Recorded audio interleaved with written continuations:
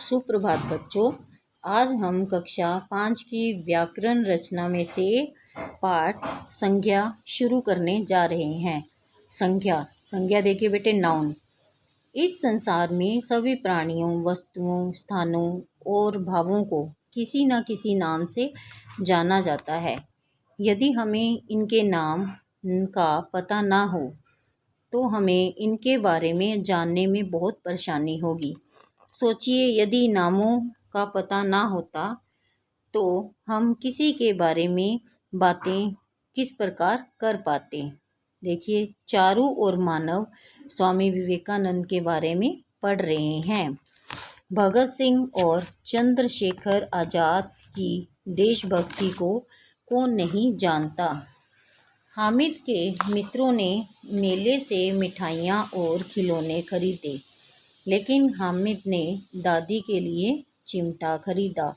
इसमें क्या बताया गया है कि ऊपर दिए हुए चित्रों के सामने लिखे वाक्यों में व्यक्ति, वस्तु, स्थान, भाव आदि के नाम को रंगीन शब्दों में लिखा गया है।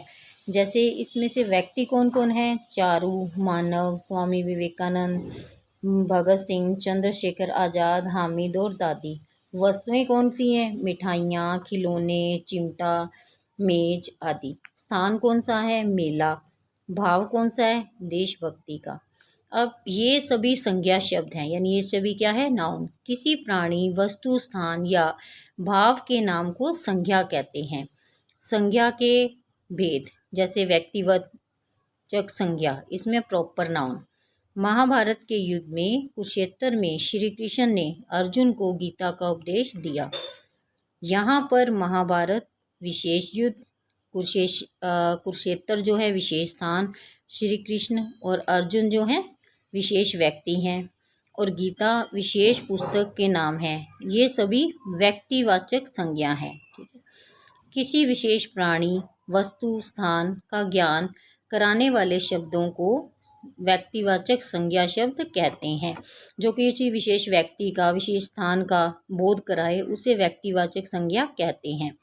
व्यक्तिवाचक संज्ञा शब्दों के कुछ अन्य उदाहरण हैं, जैसे हिमालय, अगस्त, दीपावली, हिंदी, अंग्रेजी, ताजमहल, भारत, अमेरिका, राज, पृथ्वी, सूर्य आदि। नेक्स्ट है जातिवाचक संज्ञा, जिसको आप कॉमन नाउन बोलते हो। जंगल में शेर, गीदड़, हाथी, हिरन, ऊंट सभी रहते हैं। यहाँ पर जंगल एक ही प्रकार के स्थानों की तथा शेर, गीदड़, हाथी, हिरन तथा ऊंट अपनी अपनी जंतुओं की जातियों का ज्ञान करा रहे हैं। ये सभी जातिवाचक संज्ञा शब्द हैं। जिस संज्ञा शब्द में किसी प्राणी, वस्तु या स्थान की पूरी जाति का बोध होता हो, उसे जातिवाचक शब्द कहते हैं। जातिवाचक संज्ञा शब्दों के अन्य उदाहरण, जैसे इमारत, फल, अध्यापक, बालक, नारी, आदमी, पशु, पक्षी, दिन, नदी, पर्वत, देश, विद्यार्थी। ये किस में आते हैं? जातिवाचक में। अब देखिए भाववाचक संज्ञा।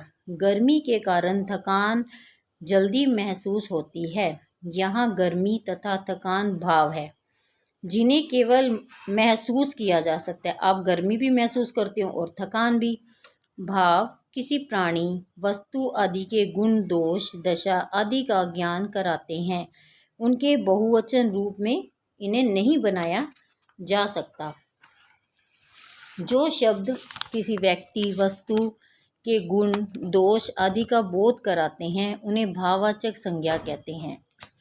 भाववाचक संज्ञा के अन्य उदाहरण, शांति, वीरता, क्रोध, दया, अहिंसा, आनंद, हार जीत, दुख, खुशी, बचपन, उदासी, ठंडक आदि।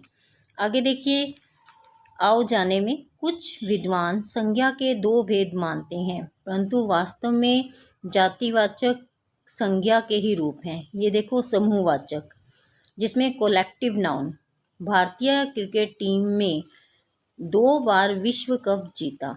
यहाँ टीम शब्द से प्राणियों यानी खिलाड़ियों के समूह का ज्ञान हो रहा है। किसने जीता क्रिकेट? टीम ने जीता। तो यह समूहवाचक। और किस में जीता? समूह में। कुछ अन्य समूह संज्ञा शब्द, जैसे झुंड, भीड़, कक्षा, सेना, सभा, जुलूस, जनता आदि। ये सब किस में होते हैं? समूह में। आगे देखिए पदार्थवाचक मटेरियल नाउन। हाल ही में पेट्रोल और डीजल के दाम बढ़े हैं परंतु सोने के भाव गिर गए। यहाँ पेट्रोल, डीजल और सोने शब्द से द्रव और धातु का ज्ञान हो रहा है। ये द्रववाचक संज्ञा शब्द हैं। जिन शब्दों से द्रव का ज्ञान होता है उन्हें द्रववाचक संज्ञा शब्द कहते हैं। कुछ अन्य द्रववाचक संज्ञा शब्द इस प्रकार हैं: पीतल, तांबा, चावल, मक्का, घी, पानी आदि। ठीक है। आगे देखिए संसार में प्रत्येक वस्तु का कोई ना कोई नाम अवश्य होता है। किसी प्राणी, वस्तु, स्थान आदि के नाम को संज्ञा कहते हैं। संज्ञा के कितने भेद होते हैं? 3। व्यक्तिवाचक, जातिवाचक, भाववाचक। उसके बाद है कुछ विद्वान जो हैं संज्ञा के 2 भेद और मानते हैं।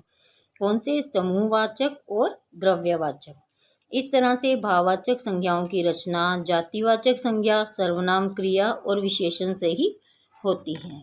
हाँ जी बच्चे, आशा करती हूँ कि आपको ये चैप्टर समझ में आ गया होगा। धन्यवाद।